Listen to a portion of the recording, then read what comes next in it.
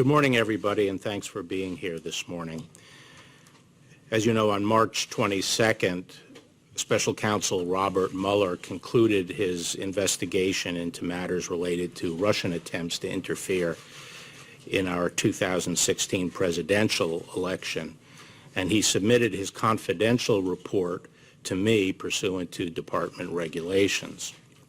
As I said during my Senate confirmation hearing and since, I'm committed to ensuring the greatest degree possible of transparency concerning the Special Counsel's investigation, consistent with the law. At 11 this morning, I'm going to transmit copies of the public version of the Special Counsel's report to the chairman and ranking members of the Senate and House Judiciary Committees. The Department of Justice will also make the report available to the American people by posting it on the department's website after it has been delivered to Congress. I'd like to make a few comments today on the report. Before I do that, I want to thank Deputy Attorney General Rod Rosenstein for joining me here today and for his assistance and counsel throughout this process. Rod, as you know, has served at the department for nearly 30 years with dedication and distinction, and it's been a great privilege and pleasure for me to work with him since my confirmation. He had well-deserved plans to step back from public service that were interrupted by my asking him to help in my transition. Rod has been an invaluable partner, and I am grateful that he is willing to help me and has been able to see the Special Counsel's investigation through to its conclusion. Thanks, Rod. Thank you. Yeah. I'd also like to thank Special Counsel Robert Mueller for his service and the thoroughness of his investigation, particularly his work exposing the nature of Russia's attempts to interfere in our electoral process. As you know, one of the primary purposes of the Special Counsel's investigation was to determine whether President Trump's campaign or any individual associated with it conspired or coordinated with the Russian government to interfere in the 2016 election. Volume 1 of the Special Counsel's report describes the results of that investigation.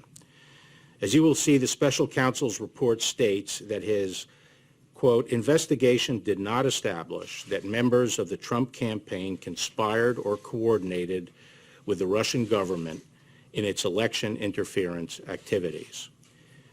I am sure that all Americans share my concern about the efforts of the Russian government to interfere in our presidential election. As the Special Counsel report makes clear, the Russian government sought to interfere in our election process. But thanks to the Special Counsel's thorough investigation, we now know that the Russian operatives who perpetrated these schemes did not have the cooperation of President Trump or the Trump campaign, or the knowing assistance of any other American for that matter. That is something that all Americans can and should be grateful to have confirmed. The Special Counsel report outlines two main efforts by the Russian government to influence the 2016 election. First, the report details efforts by the Internet Research Agency, a Russian company with close ties to the Russian government, to sow social discord among American voters through disinformation and social media operations.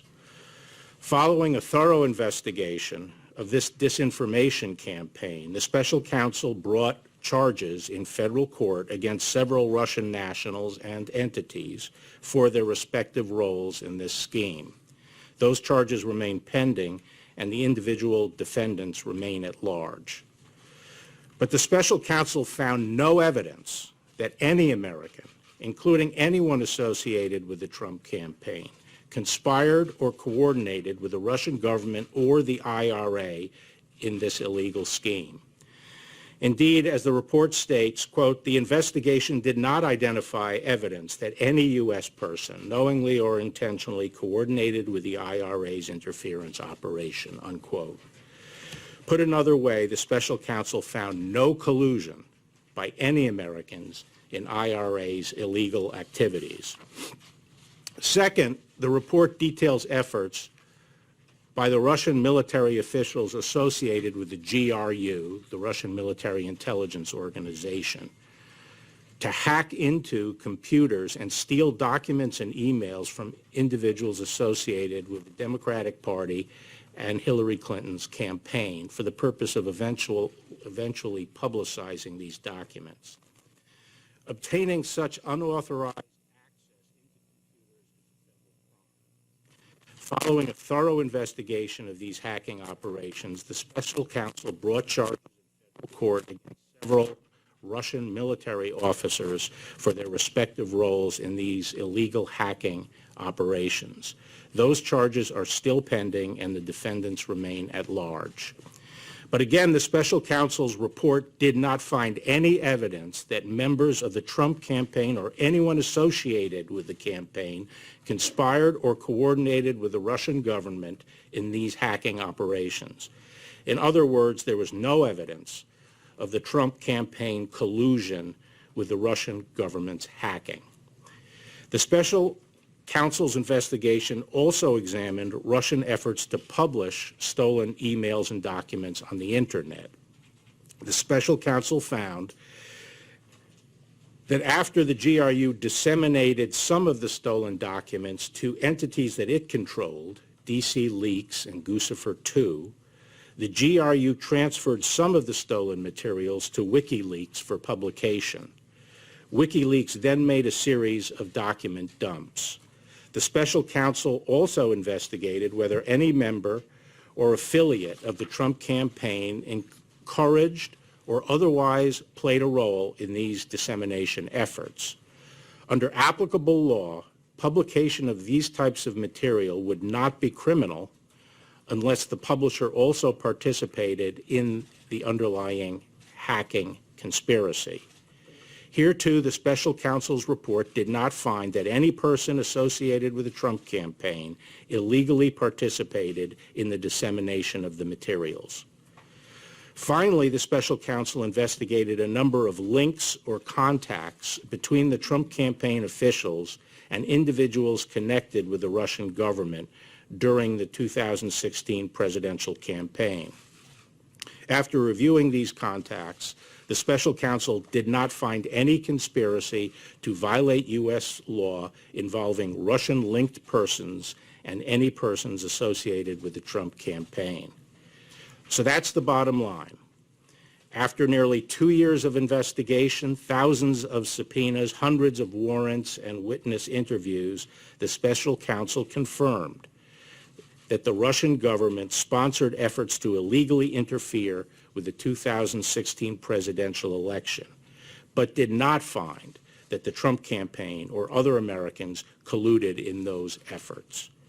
After finding no underlying collusion with Russia, the special counsel's report goes on to consider whether certain actions of the president could amount to obstruction of the special counsel's investigation. As I addressed in my March 24th letter, the special counsel did not make a traditional prosecutorial judgment regarding this allegation. Instead, the report recounts 10 episodes involving the president and discusses potential legal theories for connecting those activities to the elements of an obstruction offense.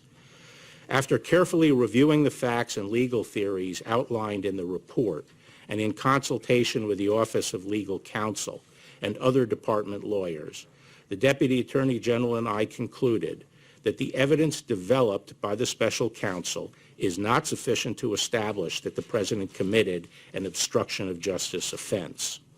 Although the Deputy Attorney General and I disagreed with some of the special counsel's legal theories and felt that some of the episodes examined did not amount to obstruction as a matter of law, we did not rely solely on that in making our decision. Instead, we accepted the special counsel's legal framework for purposes of our analysis and evaluated the evidence as presented by the special counsel in reaching our conclusions. In assessing the president's actions discussed in the report, it is important to bear in mind the context. President Trump faced an unprecedented situation.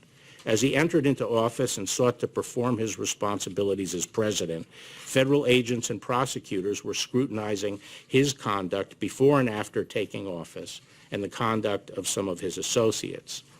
At the same time, there was relentless speculation in the news media about the president's personal culpability. Yet, as he said from the beginning, there was in fact no collusion. And as the special counsel's report acknowledges, there is substantial evidence to show that the president was frustrated and angered by his sincere belief that the investigation was undermining his presidency, propelled by his political opponents, and fueled by illegal leaks.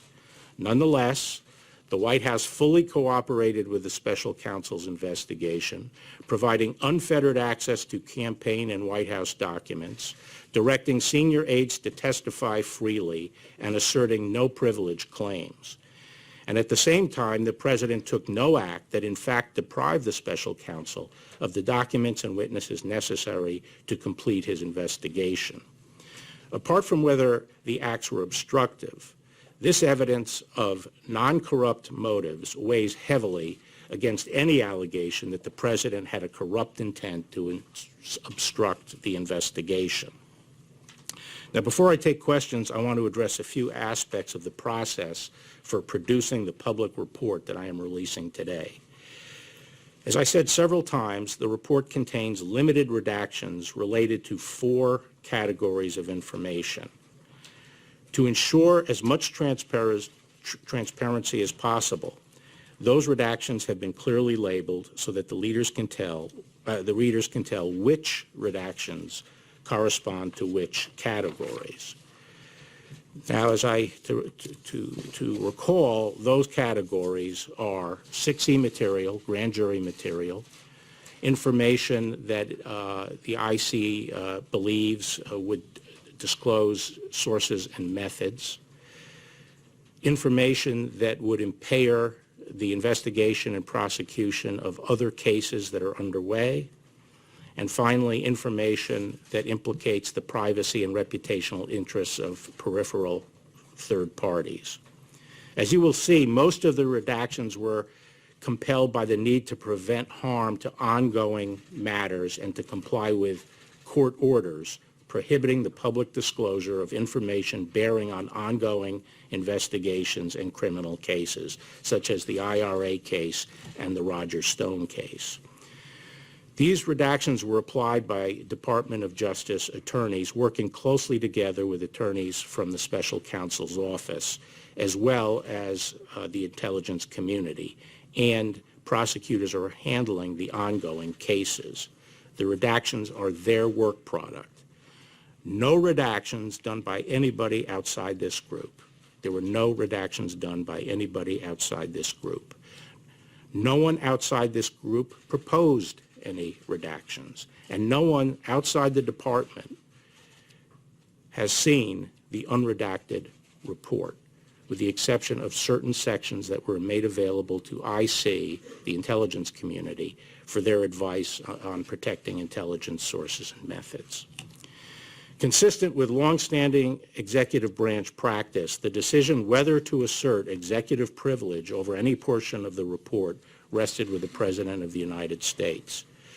Because the White House had voluntarily cooperated with the special counsel, significant portions of the report contained material over which the President could have asserted privilege, and he would have been well within his rights to do so. Following my March 29th letter, the Office of the White House Counsel requested the opportunity to review the redacted version of the report in order to advise the President on the potential invocation of privilege, which is consistent with long-standing practice. Following that review, the President confirmed that in the interest of transparency and full disclosure to the American people, he would not assert privilege over the special counsel's report. Accordingly, the public report I am releasing today contains redactions only for the 4 categories that I previously outlined, and no material has been redacted based on executive privilege. In addition, earlier this week, the President's personal counsel requested and was given the opportunity to read a final version of the redacted report before it was publicly released. That request was consistent with the practice followed under the Ethics in Government Act, which permitted individuals named in a report prepared by an independent counsel the opportunity to read the report before publication. The President's personal lawyers were not permitted to make and did not request any redactions. In addition to making the redacted report public, we are also working with Congress to accommodate their legitimate oversight interests with respect to the special counsel's investigation. We have been consulting with Chairman Graham and Chairman Nadler through this process, and we will continue to do so. Given the limited nature of the redactions, I believe that the publicly released report will allow every American to understand the results of the special counsel's investigation. Nevertheless, in an effort to accommodate congressional requests, we will make available, subject to appropriate safeguards, to a bipartisan group of leaders from several congressional committees, a version of the report with all redactions removed, except those relating to grand jury information. Thus, these members of Congress will be able to see all of the redacted material for themselves, with the limited exception of that which, by law, cannot be shared. I believe that this accommodation, together with my upcoming testimony before the Senate and House Judiciary Committees, will satisfy any need Congress has for information regarding the special counsel's investigation. Once again, I'd like to thank you for being here, and I will now have a few questions. Mr. Attorney General, we don't have the report in hand, so could you explain for us the special counsel's articulated reason for not reaching a decision on obstruction of justice, and if it had anything to do with the department's long-standing guidance on not indicting a sitting president, and you say you disagreed with some of his legal theories. What did you disagree with him on?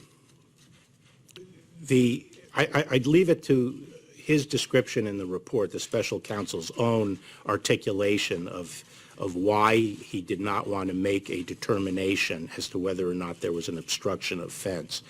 But I will say that when we met with him, Deputy Attorney General Rosenstein and I met with him, along with Ed O'Callahan, who is the principal associate deputy, on March 5th, we specifically asked him about the OLC opinion and whether or not he was taking the position that he would have found a crime but for the existence of the OLC opinion.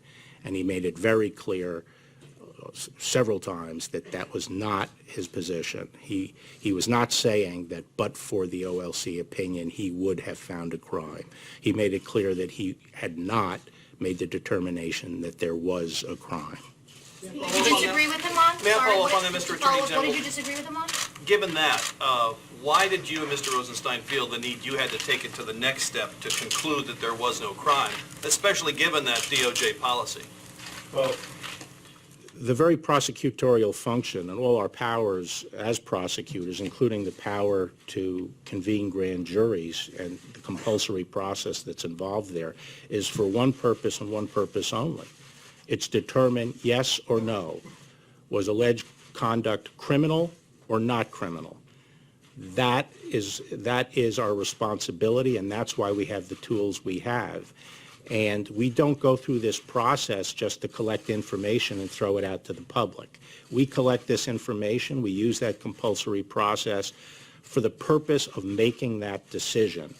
And because the special counsel did not make that decision, we felt the department had to, and that was a decision by me and the Deputy Attorney General.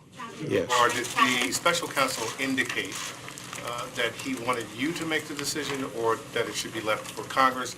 And also, how do you respond to criticism you're receiving from congressional Democrats that you're acting more as an attorney for the president rather than as the chief law enforcement officer?